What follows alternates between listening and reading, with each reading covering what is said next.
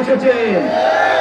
ফেসিবাদতন্ত্র, জুলুমতন্ত্র আগে ছিল, আবার নতুন করে ফেসিবাদতন্ত্র কায়েমের চেষ্টা করা হচ্ছে। অন্যায় অবিচার আগে ছিল, আবার নতুন করে একটি গোষ্ঠী সে অন্যায় অবিচার কায়েম করার চেষ্টা করছে। যে রক্তের বিনিময়ে নতুন বাংলাদেশ প্রতিষ্ঠা হয়েছে, সেই বাংলাদেশে আমরা নতুন করে আর কোন ফেসিবাদ দেখতে চাই না।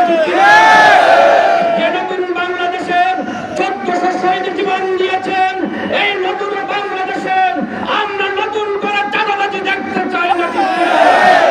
প্রিয় ভাই এবং বন্ধুগণ, নির্বাচনের আগে মাননীয় প্রধানমন্ত্রী তারেক রহমান সহ বিএনপির সকল পর্যায়ের নেতৃবৃন্দ জনগণের কাছে গিয়ে বলেছিলেন গণভোটের পক্ষে রায় দেওয়ার জন্য। কিন্তু আপনারা যেভাবে হোক নির্বাচিত হওয়ার পরে 71% জনগণের সেই রায়কে প্রত্যাখ্যান করে জনগণের সাথে প্রতারণা করে প্রতারকের দল হিসেবে আপনাদের মধ্যে চিহ্নিত হয়েছেন, ঠিক কিনা?